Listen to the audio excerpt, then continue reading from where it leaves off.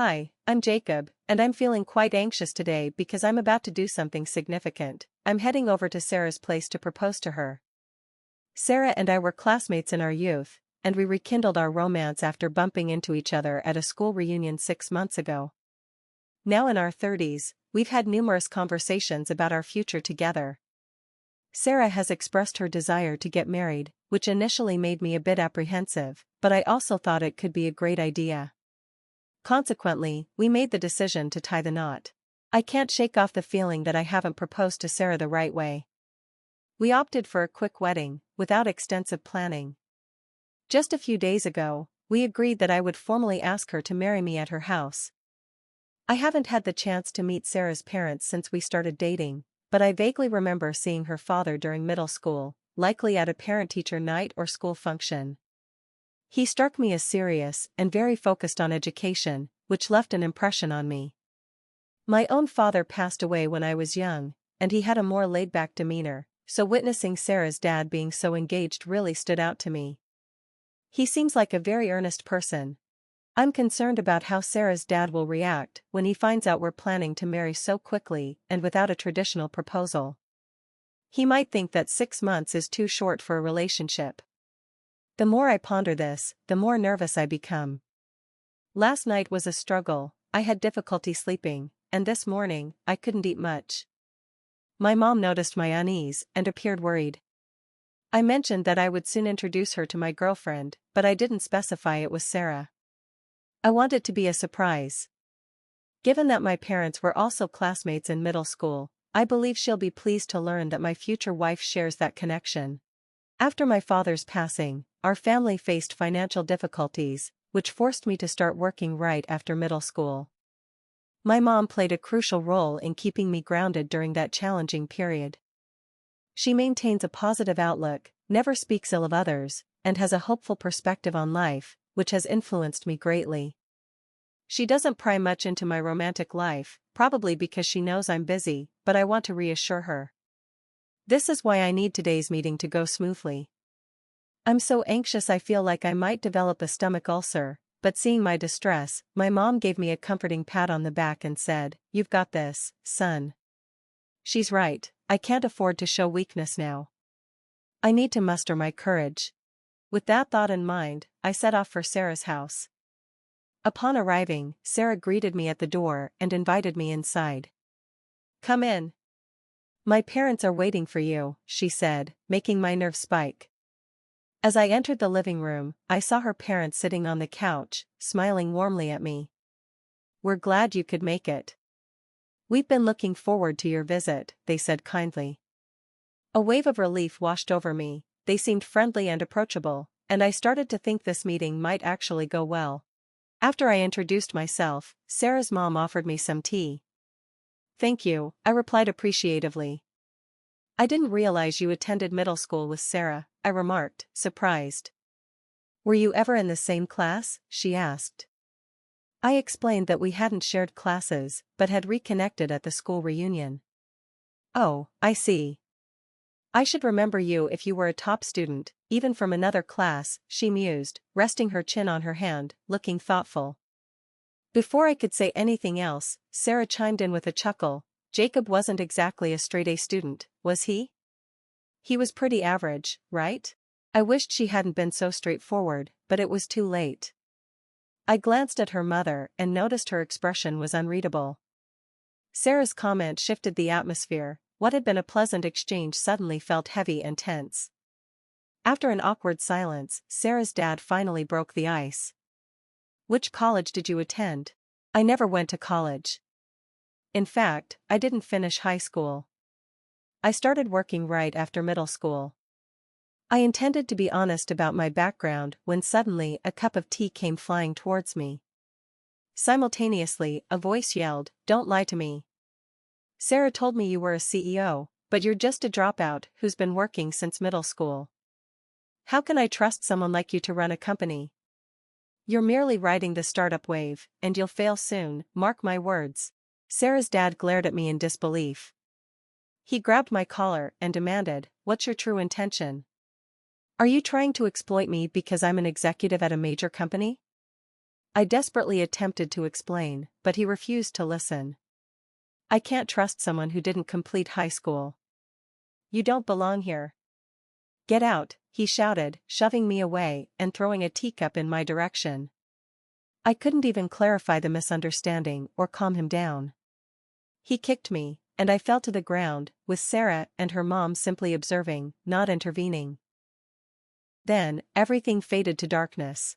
He overturned the dining table, and I attempted to dodge it, but it struck my foot. The pain was excruciating, and I couldn't help but moan. Stop being dramatic, scoffed Sarah's father. It can't hurt that much. Even Sarah chimed in, saying, You're so weak for a man. This is embarrassing. I knew I had to get out of there. Despite the throbbing in my foot, I managed to leave Sarah's house. When I returned home, my mom, who had been anxiously waiting for me, rushed to greet me. Seeing her filled me with relief, and I fainted. Jacob. Thank goodness you're awake. My mom's concerned face welcomed me as I opened my eyes, tears brimming in her eyes as I regained consciousness. Memories of the incident at Sarah's house flooded back. I had wanted to make her happy, but instead, I had only brought her worry and sadness. I'm sorry, Mom. I don't think I can introduce you to my girlfriend after all, I admitted. Don't stress about it, Jacob. I'm just relieved you're okay, my mom comforted me. I was shocked when you collapsed in front of me. You slept for a full day, because of the shock. The doctor said it seems you broke a bone in your toe. You'll be discharged from the hospital soon, but healing will take about a month. They also discovered bruises all over your body. Encouraged by my mom, I began to recount the events of that day. As soon as I mentioned Sarah's last name, I noticed a shift in my mom's demeanor. Johnson? You don't mean her? Her face went pale. It hit me that during my junior high years, Sarah's dad had scolded my mom, claiming that having a child from a single-parent household around was a bad influence on his daughter. My father had passed away when I was young, and my mom, who worked tirelessly every day, could only attend school events once during those 3 years. She was deeply hurt by what Sarah's dad had said to her back then. She never spoke of it or showed signs of being affected, but now, seeing my mom's frustrated expression as she said, I can't believe the person who said such a thing hurt my son, made my anger flare. It wasn't just about him belittling me for only finishing junior high, he had also hurt my mom. At that moment, I resolved to confront both him and Sarah. The next day, I headed back to Sarah's house. I had informed her beforehand, but Sarah didn't seem remorseful about what had happened. Instead, she blamed me for the lack of communication while I was unconscious. That realization made me feel pathetic. The person I had planned to marry could act that way. But I also recognized it was a blessing to discover this, before tying the knot. When I arrived at Sarah's house, both of her parents were waiting outside. How dare you come back here? Don't you ever step foot in this house again. Sarah's dad was already aggressive. He didn't even acknowledge my crutches or the cast on my left foot. I have no intention of returning inside. I've decided to file a complaint, and I'm here to inform you, I declared. My statement seemed to take them by surprise, and they exchanged glances, before bursting into laughter. Wait, you're serious about filing a complaint? You weren't seriously injured. It's absurd to sue your fiancé's father. Sarah protested. I informed her that the engagement was off. I thought they would be shocked or upset by the news of the complaint and the breakup, but they appeared unconcerned. Don't give up just because the meeting didn't go well. If you apologize, Jacob, I'll ask my dad to give you another chance, Sarah said haughtily. Why should I apologize? My anger boiled over as I replied firmly, I have nothing to apologize for. I'm serious about ending the engagement and filing the complaint. Then Sarah, attempting to play the martyr, suggested that her father could easily dismiss a police report. He could even make this broken engagement vanish if it were to happen now. I couldn't believe her audacity. How dare she act so high and mighty? Even Sarah's dad joined in, saying, Sarah, we're better off without a man like this. Go ahead, file a police report if you wish. I doubt you have enough evidence for it to matter anyway, he sneered, laughing mockingly.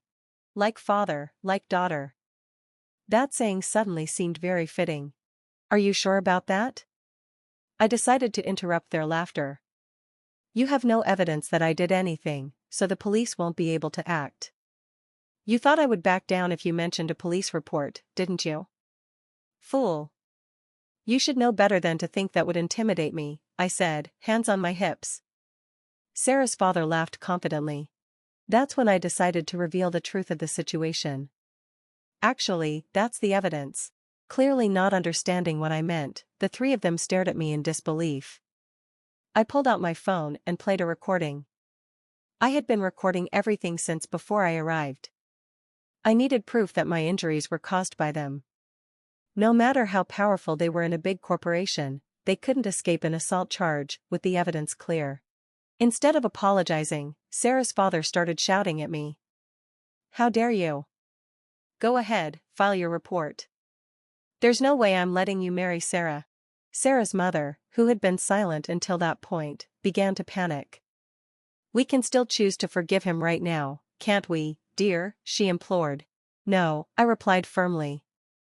As I mentioned earlier, the engagement is terminated, and I will be filing a report. I refuse to marry someone who is indifferent when their fiancé is hurt and who joins in with their parents to mock me, I asserted. At my declaration, Sarah, who had previously looked down on me, began to panic. You're lying, Jacob. You said you wanted to marry me. You're a liar. In response, Sarah's father erupted in anger. You uneducated punk. I will never forgive you. He charged at me. His punch caught me off guard, sending me crashing to the floor.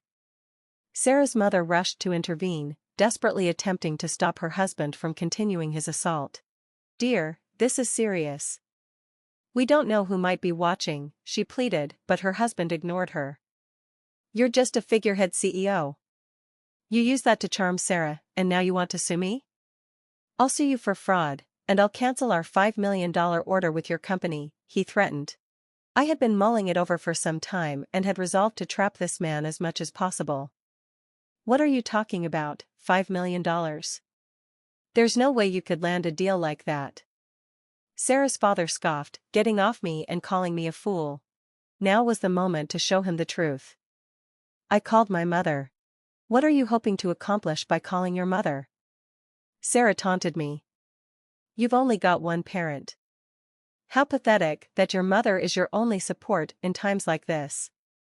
It really makes a difference not having a father, doesn't it? Oblivious to what was about to happen, Sarah's father continued to belittle me. It was almost amusing.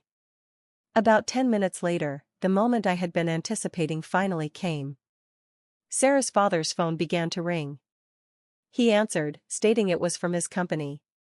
Initially, he spoke confidently, but gradually his tone faltered, and his face drained of color.